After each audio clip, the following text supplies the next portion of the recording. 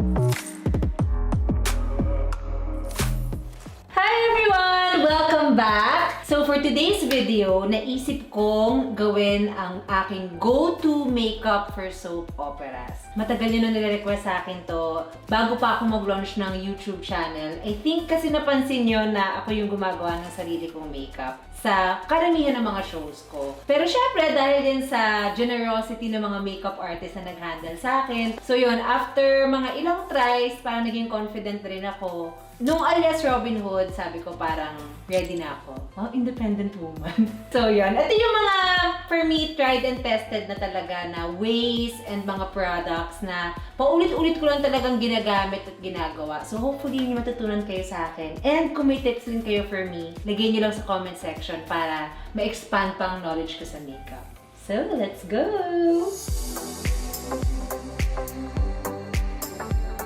So, i-clip muna natin ang aking bangs. Alam nyo, kung makakahanap kayo ng clip na to, bilhin nyo kasi hindi siya nag-leave ng mark sa hair. Ito gustong-gusto ko. Ang tawag dito, Cryo Sticks. Nakaka-depuff talaga siya.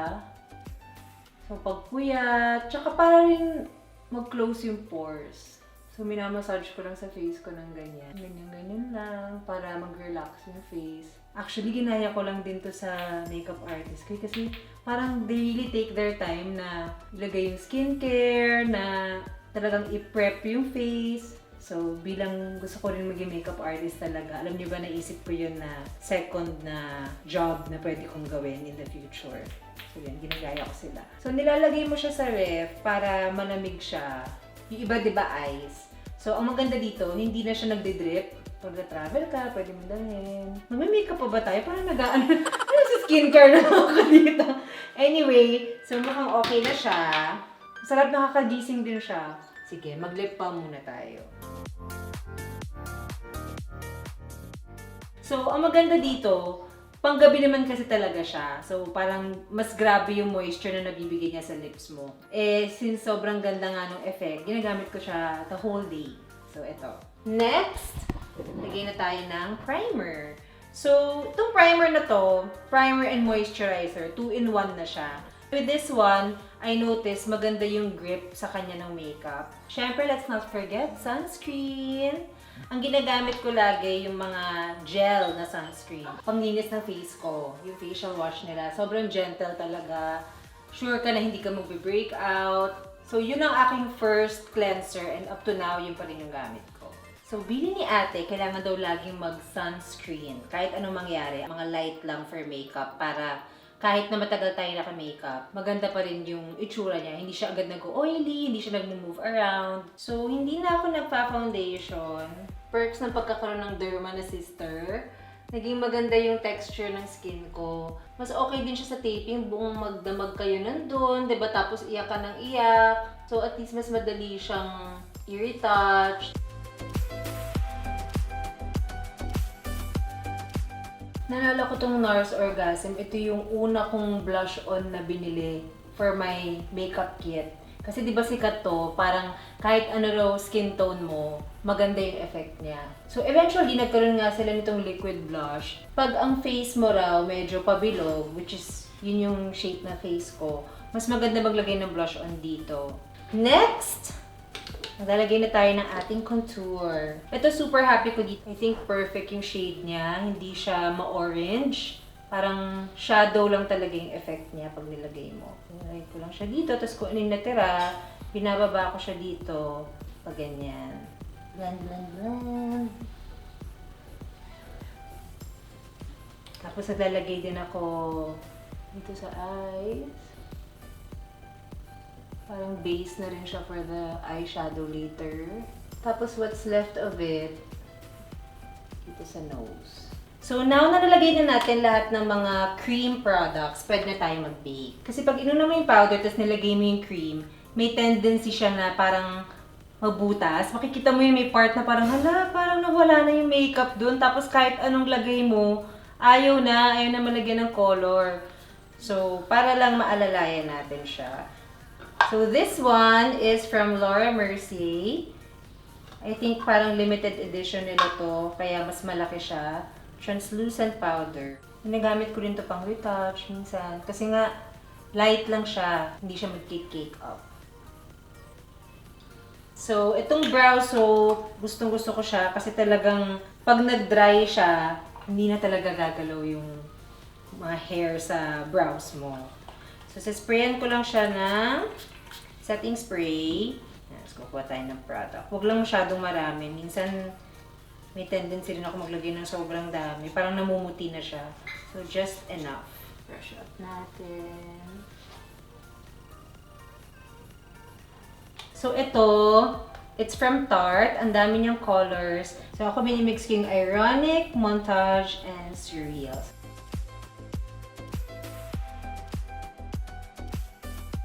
Tapos, magko-contour na tayo. So, pinipinch ko lang yung brush ko. Tapos, nilalagay ko siya dito sa area na to. Yung iba parang gumaganto, di ba? Ginagawa ko yung dati. Pero ngayon, I guess, sa dalas ko mag-makeup, parang alam ko na kung saan. So, 1, 2, 3. So, pagkatapos na natin yung base, maglalagay tayo ng setting spray para ma-lock in siya. Next naman, mag-eyeshadow na tayo. This is from Pat McGrath. Yan, nagaganda ng mga colors niya. Pero ito yung usually kong ginagamit. Light brown lang. Start ako dito. So, napansin ko, pag dinadagdagan ko siya dito sa part na to, para mas nag-open up yung eyes ko. So, dinadagdagan ko siya dito, tapos dito rin. So, maganda dito. Parang kahit anong character ang gampanan ko, pasok na siya. Parang iibahin ko na lang yung eyeliner ko. Pwede kong gawing winged or meron or wala. May effect din yun. Minsan naman sa lips ako naglalaro. Minsan lips and blush. Lahat sila, meron talaga akong ina-assign na look. Like si Venus, red lipstick siya palagi. Si Sif, pink. Pink blush, pink lipstick. Si Juliet, winged eyeliner, tapos medyo nude na lip. Si Jasmine naman, parang no makeup. And yung latest ko si Dayan, parang naghanap ako ng, kasi red na nga si Venus, tapos syempre si Dayan naman, madalas nasa bahay rin lang siya, so wala sa character niya mag-red lipstick. So naghanap ako ng parang somewhere in between orange and red. So, tingnan natin kung ano yung may isip ko for my next roll. Hindi ako gumagamit ng manipis na brush. Yung ganito, okay na for me. Parang mas kalat yung way ko pagdating dito sa ilalim ng mata. Para lang magkaroon lang siya ng kulay. So, next lashes na tayo. Ngayon, naka-perm yung lashes ko. This is my favorite, Better Than Sex Waterproof Mascara. So, wiggle nyo lang sa ilalim. And then, okay. Para mas may volume. Tsaka parang mas nagsistay rin siyang curled this way. Siguro kasi hindi na-weigh down ng product yung lashes. Alam niyo, sa buong part ng paglalagay ko ng makeup, dito ako nagtatagal talaga. Sobrang OC ko sa buhok ko dyan na hindi sila magdikit-dikit, tapos hindi mag-clump. For my lower lashes naman, mas maliit yung ginagamit ko.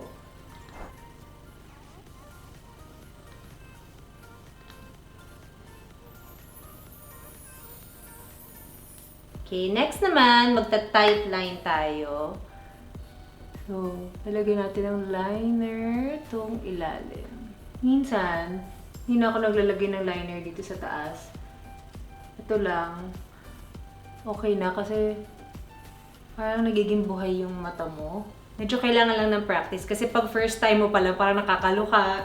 Medyo nasusundot mo yung mata mo. Next is lashes. So, ito yung favorite ko from Fabulash, number 213. And ito, recently ko lang din na-discover to. DUP Eyelash Glue Super Hard. Nakita ko to sa Japan. Tapos, hinord ko na rin, syempre.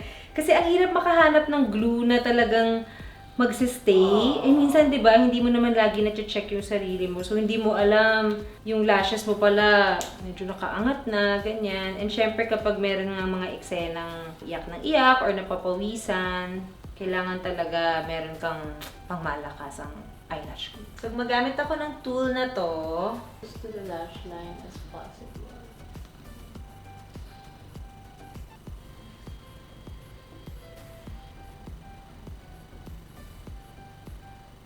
Back to the brows.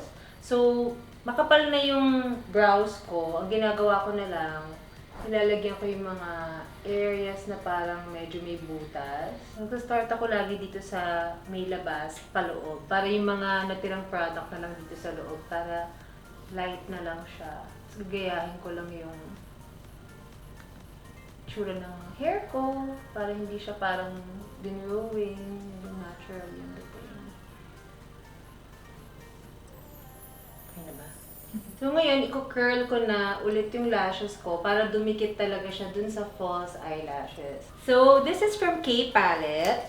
Gusto ko siya kasi minsan parang nagiging oily yung lids ko. Pero dito sa K Palette, talagang nagsistay lang yung liner ko the whole day.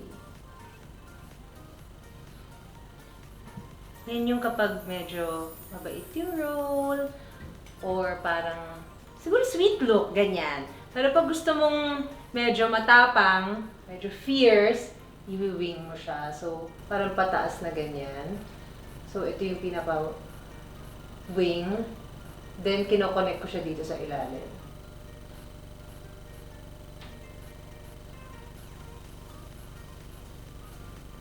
This is from Benefit Roller Eye Bright Pencil. So, yan yung effect niya. For me, mas maganda yung beige kasi yung white parang masyadong nagpa-pop out. So, ito at least medyo hindi halata. Parang ano yun? Next, ito na. Hollywood Flawless Filter in medium. So, nilalagay ko to sa mga areas kung saan gusto kong naiilawan. Kumbaga. Chin, a little bit here. Ginagamit ko lang yung fingers ko para i-blend siya. Tip ng nose, dito sa bridge. Okay, so maglalagay na tayo ng powder. Airbrush Flawless Finish in medium. So, light lang, all over the face. Tapos ito naman, favorite ko to. It's from Hourglass. Parang lit from within yung dating niya. So, lalagay ko lang siya over my blush. Highlighter. Dito lang kung saan natin nilagay yung cream na highlighter. Dito sa bridge, sa tip ng nose, dito sa Cupid's bow, chin. Tapos for my inner corners, binabasa ko to ng setting spray. Tapos dinidip ko siya sa highlighter. Medyo ina-extend ko siya dito. Tapos ilalagyan ko rin dito sa loob. So, kaya ko siya binabasa para mas makita yung color niya. Hindi ako gumagamit ng lip liner. Mas gusto ko tong liquid lipstick. Tapos, siya na yung ginagamit ko as base. Kapag nag-red lipstick ako, red na liquid lipstick naman yung ginagamit ko. And then, papatungan ko na siya ng lipstick. So, for today, ang gamitin na lang natin, itong ginagamit ko kapag gusto ko parang natural lang ang look. So, this is from Bobbi Brown, Crushed Lip Color in Cali Rose. Kasi parang kakulay lang siya ng lips ko.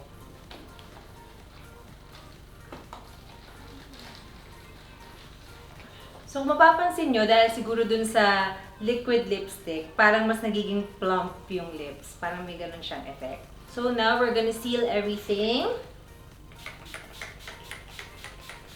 So, anyway, that is the look. What do you think, guys?